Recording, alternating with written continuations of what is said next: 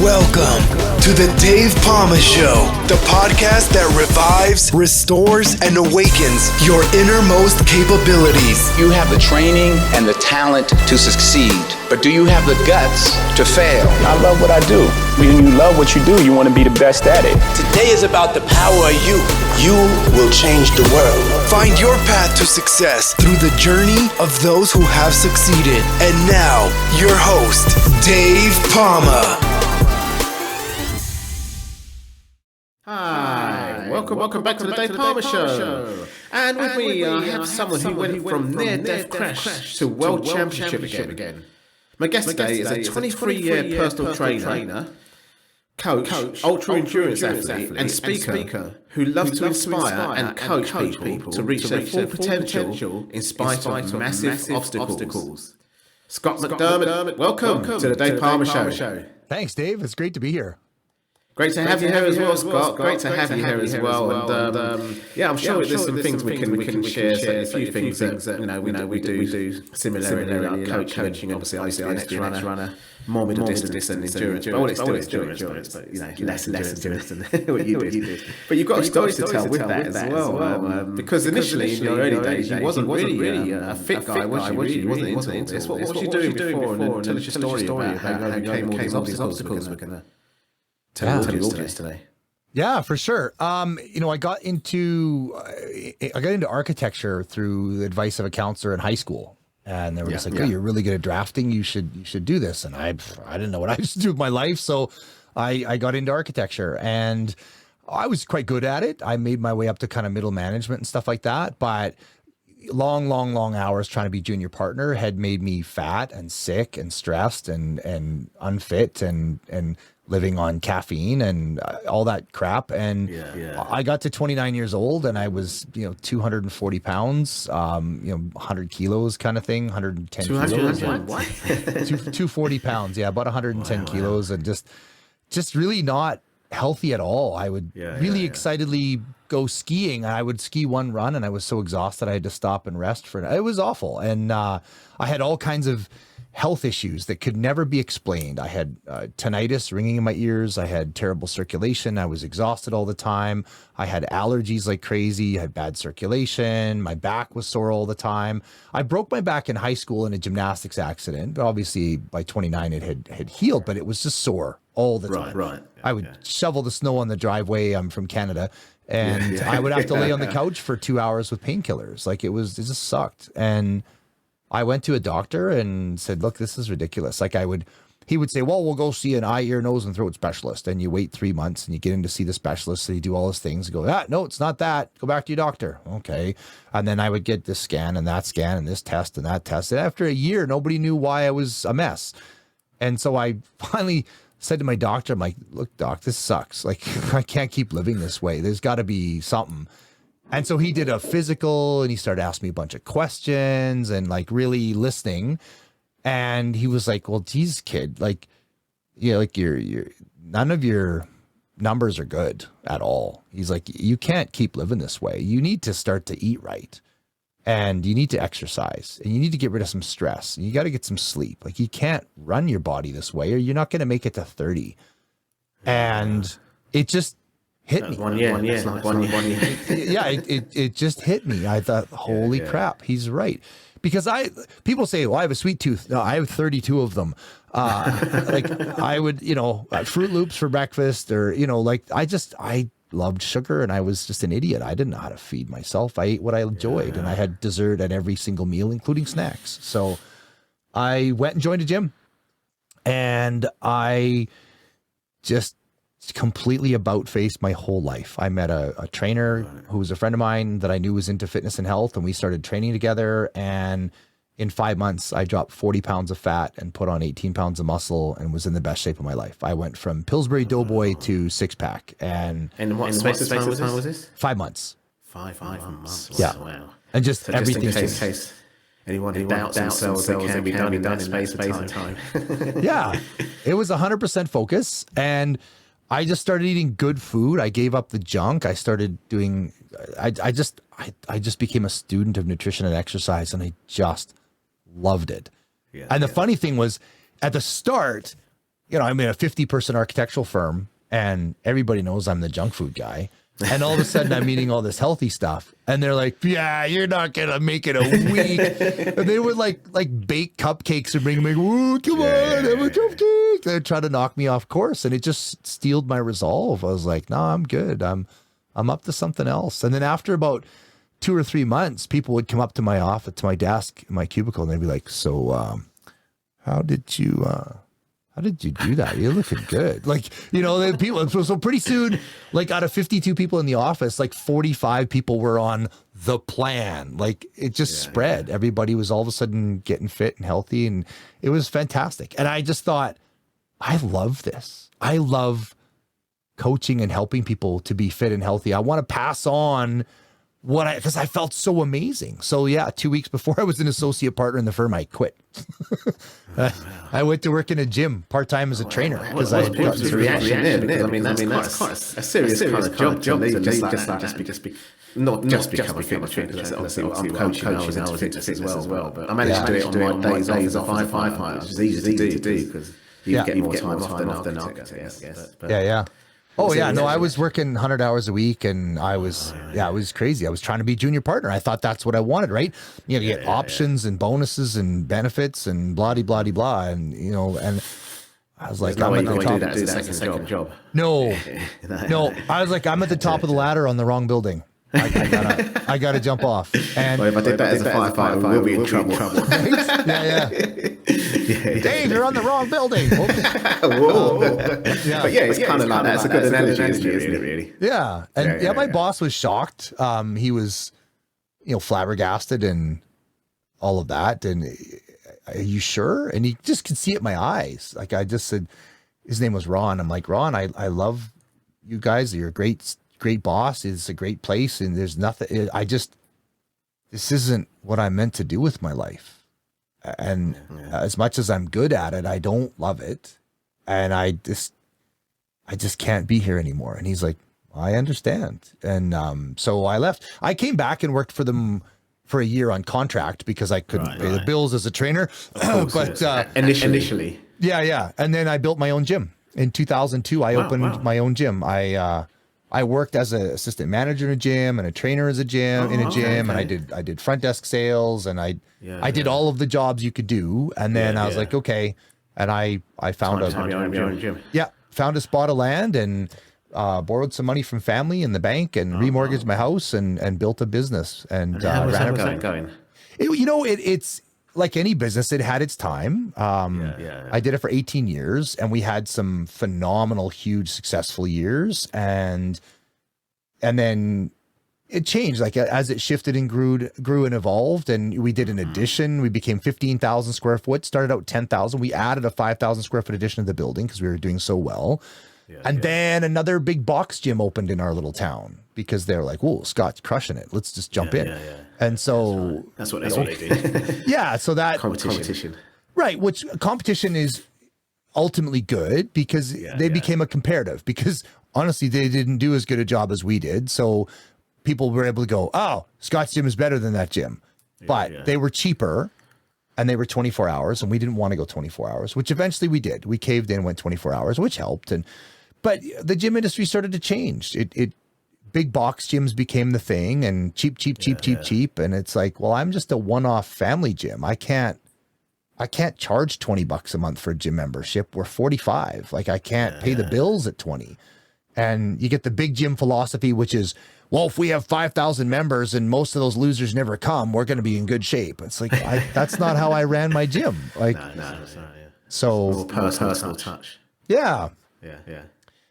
But it was a lot of fun. I got to meet a lot of great people and help a lot of great people. And I had phenomenal staff, and that came and went too. Sometimes you have a jerk staff, but when that happens, It's a high stress environment. You're running a business, and running a business is not for the faint of heart. It's a different job altogether. It's actually being an entrepreneur, isn't it? Really, business person. Absolutely, it's tough. Skills are generic in a way, aren't they? Well, you have to be all of the things, right? You have to be a manager and a technician and a marketer, and like you have to be all the things, and it's relentless. It I guess never, if you was going for a partnership in the architect firm, then you was heading that way anyway. Yeah. So it's kind of where your drive was anyway. Whichever industry you was in. it just became in alignment with what I wanted to do with my life, which was to help people. But the ironic thing was, as a business owner, I never had time to coach people anymore. I was able to coach staff, fix things, market, do human resources and payroll and pay taxes and meet with the accountant and, turn up on time. I didn't, I didn't get to train clients. That was a luxury I didn't get to do, which I missed. That's a huge thing now. Especially during the pandemic, but in the pandemic, I know that's when the gym actually shut down. Was that land or was it the pandemic thing? Because gyms probably the one of the hard, apart from travel industry and hospitality, gyms was the hardest hit. Casualties of pandemic lockdowns. Yeah, no, it was not planned at all. We'd had a couple of years of things getting tougher and tougher. We had a really big box gym, one of the biggest in Canada, open 15 minutes from us and charged nothing a month. And so that was really tough to compete against and stuff. And so we had a couple of 2 or 3 years of really tough go. And then on March 17th, 2020, we got the word from our provincial leaders that all gyms had to close, everything had to close. And so we had to shut down the gym and send everybody home, and I had to lay off all my staff. And at first I was like, okay, well, we're going to make online home videos, and we're going to do an online home program. We're going to do a 6-week challenge you can do in your basement. And I'll do videos every day from the studio. And I was like, dude, what are you doing? So it seems to work for yoga. It seems to work very, very well. And also they can do it outdoors with people. Outdoors is a little bit acceptable with COVID. Yeah. With gyms, it's not. I had all this equipment, right? Yeah. And then I realized, for 2 days, I did the math. I met with my accountant. I met with my bookkeeper. I took an Excel spreadsheet, and I just did all the math. I'm like, okay, we've lost all of our members. Like all that income has stopped, right? Yeah. We can't sell supplements. We can't sell tanning. We can't sell anything. That's all dead. Well, not even online. Yeah. No, I mean, you can't pick at the time in March, you couldn't pick it. It was the whole thing. Right. Yeah. And I looked at my hard costs, like what's my mortgage every month? What's my heat, my light, like the stuff the taxes, the stuff that can't go away, that can't be deferred. Right. And it was $13,000 a month to sit empty. Oh. And I was like, okay, that's Canadian dollars. Canadian dollars. Yeah. Which is about £1,000. Sorry. Half of that in pounds. I don't know what that is in US dollars. So 7,000 pounds a month empty with no income. And I thought, okay, even if all these online programs I'm doing are unicorn, fairy dust, top of the world, magically successful, and I did the math on that. Like, what if I could charge more than possible and had everybody do it, and the math still didn't work? And I was like, this is done.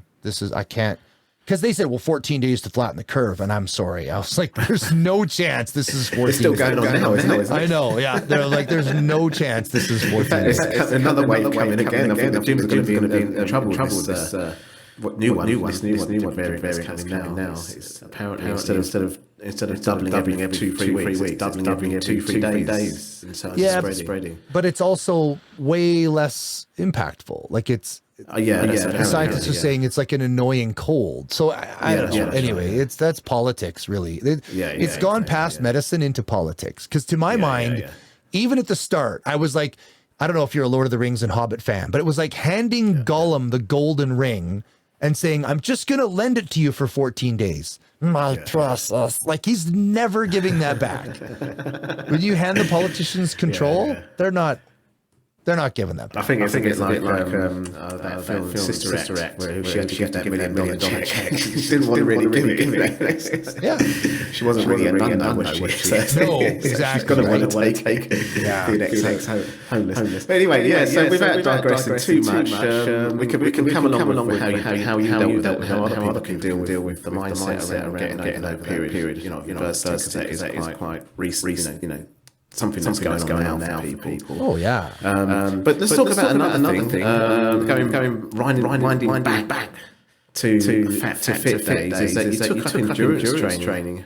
And you also had some adversities there. So go from the beginning again, from when you got fit and your journey into the triathlon days and the ups and downs there you had. Yeah, for sure. Well, I had gotten really fit and it was excellent and I loved it. And I was very much into functional training, and I didn't get into bodybuilding, but that side of sort of a realm where looking good and all those fun things. And I really enjoyed lifting weights and challenging myself. And I taught indoor cycling classes and I really enjoyed that. And then there was a half Ironman triathlon in our town. So a 1900 meter swim, a 90K bike, and a 21K half marathon. And I thought, geez, I wonder if I could finish one of those. Like, I mean, I could put off drowning. Like I had gone water skiing and you fall off and you tread water till the boat gets there. Like I'd never swam laps or ever swam in a lake distance, but I thought, well, I can swim. And I could ride the crap out of an indoor stationary bike for an hour. And I used to run in high school before I broke my back, but my back was healed and I was fit and strong. I could probably pick up running again. I wonder if I could finish one of those. So I just got it in my head that was my next challenge. And so in September of 2004, I hired a coach and he taught me to swim properly and taught me to run a little better. And I did the half Ironman in July of 2005. And I was 8th over in my age category and 20th overall. And I just crushed it. I just had like the single greatest time. And I got a roll down spot for the full Ironman Canada 5 weeks later. So I doubled all my distances for 3 weeks. And I did Ironman Canada. I'd never run a marathon in my life. And I did a marathon after a 4K swim and 180K bike. And I did a sub 12-hour Ironman and I just loved it. I just loved it. It was like, oh, I guess I'm changing everything again. Yeah. And I was just hooked, 100% hooked. So I just trained for that exclusively, and I loved Ironman triathlon. I became nationally certified as a coach for triathlon. Okay. And again, just started learning all over again in a new direction and just passionately chasing that dream. And in 2008, actually, I qualified to join Team Canada and represent the country going to the World Championships in Holland for the World Long Course. So I did that. And the next year I went to the World Championships in Australia and I raced in all over the States, Miami and New Orleans and all over Canada. So I was doing all this racing. It was super fun. And then I was training for 2010 Ironman Canada, and I was having lunch with a friend of mine, Cheryl, and there was a guy from Australia, Nick Mallet, was there having lunch, and we were chatting it up. And he's like, "Oh, mate, you got to give Ultraman a try." And I was like, "Shut up. Those guys are nuts." And I won't wreck his Australian accent anymore, but he basically said, well, think about it. Like, once you get swimming, you get in a zone. If somebody fed you electrolytes once in a while, you can just keep swimming. I was like, well, yeah, 10 kilometers is a long swim. He goes, yeah, but you got a kayak support. It's a long swim. And he says, you can ride 145K, no problem. I says, well, the next day is 275K. You got a 12-hour cutoff. That's a hustle over 2 mountain ranges. Like, some of the climbing in Ultraman is really substantial. And he goes, yeah, but you're a strong cyclist. I mean, you did Ride to Survive. You did 400 kilometers in one day over 2 mountain ranges. And so you could, I know you could do the 275. I'm like, yeah, but come on. Day 3 is a double marathon, 84.5 kilometers. Like, come on. That's running is just a big suffer fest. And he goes, yeah, but think about it. You run your first marathon in a slow 4 hours, because you can run a 3:20. So run a 4-hour slow marathon, take it easy, take a little break, have something to eat, and then run. And then you can walk the second marathon in 7-8 hours. You'll still be done under 12. You're going to be a finisher. And I was like, he's right. I signed up the next week. I went and talked to my wife and I signed up, and I did Ultraman Canada in 2011, and I was 6th overall, 20 minutes from second place. Wow. I found my new race. And I just loved it. New event. Yeah, my new, like, wait, you can suffer even more? I'm in. So then I made it to, I qualified for the World Championships. So I went to Kona, Hawaii in 2013, a year after my son was born. And I did the World Championships, and I was 21st overall, and I just had the best time of my life. But I felt like I felt like a kindergarten kid in a high school. I'm like, "Whoa, look at all these guys are real athletes. I'm just this goofball. Like I don't fit in here. I just felt I had that whole imposter syndrome thing going on where I was like, what am I doing here? These guys are legit and I'm just me. But I did pretty well. I was 21st in the world. And I thought, okay, I'm going to come back again and I'm going to really race this. So I set my sights on coming back in 2015 and I started training really hard. And I got to the race in 2015. I'd hired a new coach who was phenomenal, Craig Percival, out of Australia, who's unfortunately passed away due to a knee surgery. Actually, it's a week ago. It was the anniversary of his passing. Which knee surgery? Yeah, he had a blood clot set free and went into his heart and his brain and lungs. And it was just it. It sucked. Yeah, it's awful. You hate to think that kind of stuff can still happen, but I mean, it does, right? But Craig was an amazing coach and he had really brought me to new levels of performance and strength and power. And so in 2015, I came out of day one, 14th overall. And on day two, midway through the bike, I was 10th overall in hunting number 9. I was gaining on him and I was crushing it. And I was going down a bit of a mountainside ravine area in a little bit of rain at about, my Garmin watch says 69.4 kilometers an hour. So just under 70K an hour. 45 miles an hour. And apparently there was algae on the bridge deck and my wheel slid out to the right and I cartwheeled down the highway till I stopped. And I sprained some fingers, sprained my wrist, broke my arm in half, shattered my shoulder in 4 pieces, broke 5 ribs, busted the cartilage out of my knee. And I broke my skull open. I had whiplash and I carved the side of my face open. But I broke my skull open and it was... Just that alone enough. Just saying that alone is enough. I kind of stopped living for a moment. It's kind of like $6 million man kind of almost. I mean, if anyone remembers that show, I'm sure you might. I totally do. Yeah. I'm 52, so I remember that show. Oh, yeah, I'm 57 actually. Yeah. There you go. Yeah, so it was a big deal.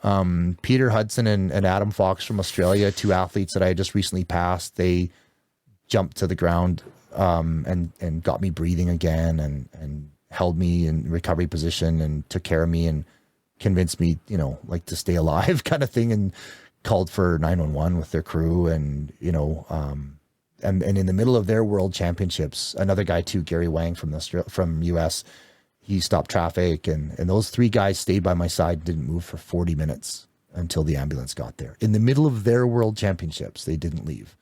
And they could have, their crew was there. They could have carried, amazing. That's what I love about Ultraman is, the Hawaiian word for family is ohana, and it's huge. And so I got my way to the hospital and woke up 3 days later in the brain trauma unit in Oahu going, where am I? And my best friend had come across to the other island to stay, and he slept in a hospital chair for 3 days because my wife had our 1-year-old, like she couldn't just grab and jet to another island. Like she didn't have anything prepared to do that. And it was just insane. But there I was, all smashed into pieces and slurring my words and not sure what was going on. So yeah, that's the next phase of the story. Yeah. I suppose it could have cost about $6 million to get you fixed again. That's probably a good analogy again there, isn't it? Right? Yeah, no joke. It was my medical bill for the US was $184,000 US. And I got back to Canada and they didn't x-ray my arm far enough up to realize it was broken in half. And they said my shoulder would heal on its own, but it was shattered. They totally missed the cartilage chunk and the torn MCL on my knee. And they said, well, you got a bit of concussion. And I got back to Canada and I went to my doctor and I was like, I really don't feel good. And, my shoulder was dropped at a bad angle and I couldn't pronate or supinate my left hand. And I was like, doc, I don't know, can we get this checked out? So we went in for x-rays. I went to the hospital and they x-rayed them and the x-ray tech comes out. She's like, you need to go to emergency. You need surgery like right now. Like your arm's broken in half. Like, did you know that? I was like, no. I guess it's unlike the US system, Canadian systems like UK, it's free and, it's kind of... It's not free, but We pay through it through taxes, but yes. Yeah, we pay for taxes as well, so it's that kind of thing. But you don't have to worry about the hospital bill, basically. You know. So that's the problem with the US is that it's more of a marketplace, and they still probably won't get the job done. Well, it's ultra rich. Yeah, it's pluses and minuses. Like the plus of the U.S. system is it's not overloaded in many senses. Like I've had friends that have had a knee injury and they had an MRI in the afternoon and surgery 4 days later. That's right. Canada, he had to pay for it. It was like 20 grand. Okay, but it's done. Canada, sure, it's free, but it might take you 4 or 5 months or 3 months to get an MRI, and then it's going to take you a year and a half to get in for surgery. Yeah. So even more so now with the pandemic, it's like UK, there's a big list of people waiting for hip surgeries and stuff like that. Routine surgeries. Yeah, unless you're bleeding from the neck, you wait. Yeah, it's tragic, but is what it is. I got all fixed up. They put metal in my shoulder and metal in my arm, and they were really concerned about my brain injury. I had a neurologist, and then I had CAT scans and MRIs and deep level CAT scans, and they said, "Wow, you have one of the worst brain injuries you can get. You've got a diffuse axonal injury, which is where the white matter and gray matter actually tear apart." And I had hemorrhaging, bleeding to the frontal lobes, and I had a point impact to the base where my skull broke open. And they're like, the fact that you can see and hear is a miracle, and the fact that you're cognizant is, like, all of our medical textbooks say you should be a vegetable. So it's a miracle, really. And it was. And I had whiplash, all the things. I don't know if you know this, there's gravel in your ear that's part of your balance system. So there's the fluid. I know, it helps, but I didn't know it was like a gravel thing. I thought it's crystals. No, but it's more hearing. Well, you're hearing there's the water canals with little little hairs, and that tells you when your head tilts. But there's also a little pocket full of crystals, which is like a balance. I had knocked all my crystals out, so the crystals were rattling around in the hair, making me really dizzy all the time. So they had to fix that. They had to do this thing called the Epley procedure, which is you go from the world's dizziest human being, from zero to the world's dizziest human being in about 2 seconds. It was awful. Just about. I suppose it's a bit like that level that builders use. It totally is. It's crystals instead of liquid. Yeah. Or like an egg kind of thing. It has to be level, you know. Yeah. So yeah, we got that all fixed up, and then it was just a long recovery road. And I had already set my sights on going back to Ultraman. I didn't know when. I had initially thought I would go back in 2017, but it took longer to recover. I ended up having to have knee surgery, and then I had some other things that had to be solved first. But, long road back, but I made it back to the World Championships in 2018 and was 25th in the world. And wow. Pretty stoked about that. What actually... Because I know a lot of people put off maybe doing that again, stuff like that. But what's going on in your mindset? Say, no, I'm going to still get on and ride it again on a bike, really. But, the saddle and ride it again. I never wavered from that. I always knew I was going to go back, Dave. Like, I love to race, and there's a lot I love about the personal challenge of training, and I knew I needed to go back and finish what I had started. I knew I needed to be across that finish line again. And, I realized, one of the things I realized too, which was the people that were there and saw me crash had PTSD. Like it was really hard on them. Like my best friend Lyle, he came around the corner when they figured out I was late getting to, they're like, you should be here by now. So they was he as well? No, he was my crew chief. All right. So when you do Ultraman, you have a 2-person crew that leapfrogs you around the island in a van. It's a 520 kilometer caddy. Yeah. Yeah. Kind of thing, yeah. It's UK is miles, right? Not kilometers. Is that right? We still use like America. Still use kind of metric. Even more so now with the EU because it came from the European Union. Anyway, let's not get into politics again. Yeah, no. But it's just to convert. So it's a 320 mile course around the island. So you're self-supported. Like, so my buddy Lyle and my friend Doug were my crew, and when Lyle came around the corner of a vehicle and saw me laying in a pool of blood that encompassed the diameter of my body, he's just like, Scott's dead. And he just dropped to his knees and lost it. Like, it was awful. And so every time somebody asked me about the crash or we talked about it, he was just immediately right there thinking his best friend's dead. And it was really hard on him. And And Peter Hudson, who was in aero bars riding and heard this guttural, sickening thud and looked up, and I'm spiraling down the highway, smashing into pieces. He couldn't get on a bicycle for 4 months. Yeah. You know, it was. I mean, when we had the London bombings, the suicide bombing stuff on the trains. Yeah. I was in Canada actually, at the World Police Fire Games. For firefighters and police officers. And it happened then. When I got home, which was around the area where it all happened, I was right in the middle of all that. You know, I just walked past, but you know, people were scared to get on the train for a month, and they weren't even involved in it. You know. Yeah. So I had to go back to work as a firefighter. Right. Yeah. So yeah. So even as so much as it was always like my first recovery videos, which I don't remember, but when Lyle filled me in the hospital, I was talking about, well, we'll get back. I'll be back. I'll finish this race. Like that was never a question. But when I started training and I would post a little recovery training of something, I noticed that everybody involved in the crash felt better. And so I thought, I'm not just doing this for me. I'm doing this for all the people that saved my life and were part of that experience. Yeah. And you still had your gym at the same time doing all this? Yeah. Because obviously you only closed last year. So, yeah.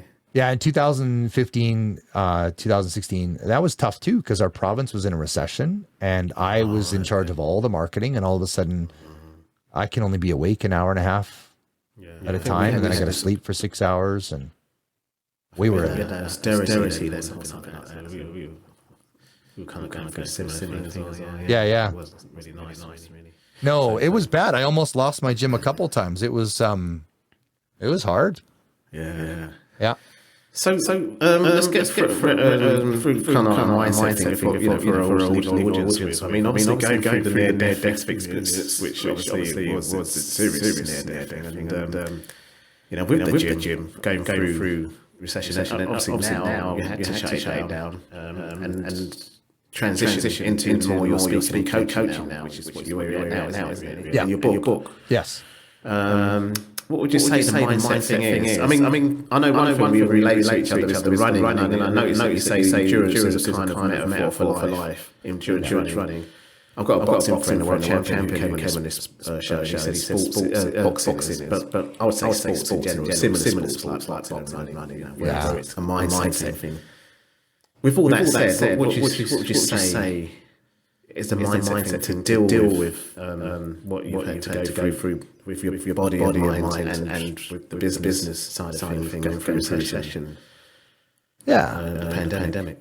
Well, there's one of my favorite books is by Ryan Holiday, and it's called The Obstacle is the Way, and it's based on Stoic philosophy, which is that the greatest gift is what the obstacle brings you, but you have to look at it like a gift. And as much as losing my business in 18 years of my life, and my family lost all kinds of money and whatever, we sold off all the equipment and cleaned out the building, and then we had to find somebody to rent the building so that we didn't lose everything, and we just make that happen. And I mean, it's about one of my favorite things to say when something really awful happens is like, great, okay, now what do we do? Like, how do I make this work? What's next? Like, what's the good in this? Because there's got to be somewhere, and sometimes it's really hard to find the good in it. Like, what's the good in the crash? Holy crap. That took a long time to come around, but the good in the crash is not only was I able to use all my tools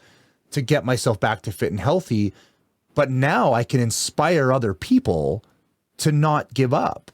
And that's a huge gift. And and when we lost the gym, it gave me the opportunity to stop doing payroll and human resources and hiring and firing and taxes and accounting and all that crap. And now I just get to help people be fit and healthy. Like I have a 21-day nutrition program that I run all online. Yeah. And I have helped to date over 300 people drop weight and completely regain their health and fitness. Like one guy's dropped 76 pounds in the last 5 months, and he's just, his whole life is different. And I get to do that now.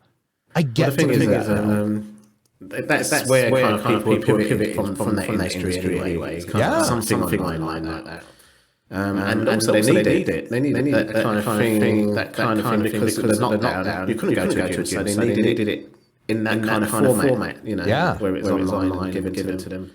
Yeah, and it's about, well, okay, I preferred if the world was this way, but it isn't. It's this way. Yeah. All right, within this new paradigm, where do I fit? How can I help?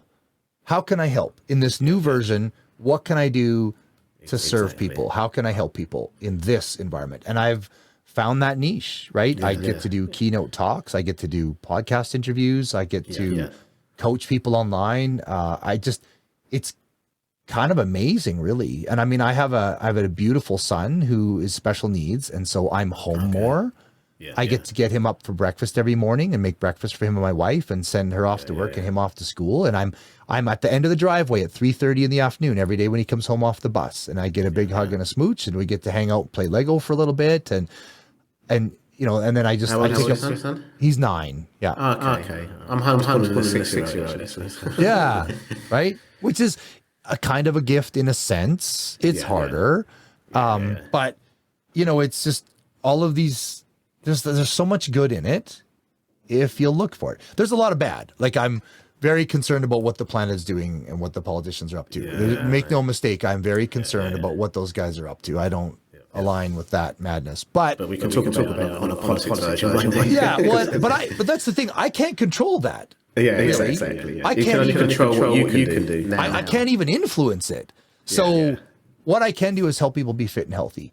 That I can do. And I can do that really well. And so I love that I get to coach people, and I'm available to them for, today I got 2 different people sending me images of nutrition labels from the grocery store. Coach, can I have this? What do you think? And I read the ingredients. I'm like, no, it's got this, it's got that. Can you find one that looks like this? Oh, okay, right? I get to do that now. I get to be that guy. I get to be that coach, and I love it. It's brilliant. Fantastic. It's about finding that opportunity in the challenge. Yeah. So tell the audience where they can find out where you can if they want to take services. Where they can sign up for your services. Sure. Coaching, or obviously anyone listening could probably contact you for speaking gigs or something like that. So. Yeah, no, I appreciate that, Dave. So my main website I'm rebuilding because I'm not in love with it, which is an ongoing thing. But my 21-day program, I know it's so much work too, but whatever, it is what it is. Websites are hilarious. You get it built, and then within 8 minutes it's out of date and it sucks, but it is what it is. So 21-day nutrition reset is for the 21-day program. So it's the number 21. And then, so 21daynutritionreset.com is the 3-week program that you get daily mindset videos. I have a private Facebook group for each different month, and you get coaching from me, unlimited contact. There's a 90-page manual. There's all that kind of stuff. And then my main website is www.scottyfit.com. So SCOTTY fit.com. It's not my favorite website. We're working on it, but, those are easy ways to get in touch with me. Yes. I've got keynotes I've done some that are an hour and 15 minutes on Zoom. Obviously in person is a lot of fun, but these days seems to be pretty far in between. Yeah. It's still going on now, really. So we have to get used to it. It's a new normal, as they say. I mean, it'll be more hybrid in the future, I suppose, wouldn't it? I mean, I'm doing that as a coach as well. Yeah. The number one philosophy that rings true with everything is this too shall pass. And it will. It will pass. It can't sustain. What's going on right now can't be sustained. The truth is coming out more and more every day. That's okay. Excellent. We'll leave our audience with one mindset tip, before you go, and hopefully, we'll have you on the show again. Yeah, for sure. There's so many things. I guess if I was to distill down what's gotten me successful in everything I've done, whether it's my initial challenge to drop weight, or whether it's running the gym, or whether it's recovering from the crash and getting back to the world championships, or whether it's pivoting after losing the gym and building a brand new career, it's this.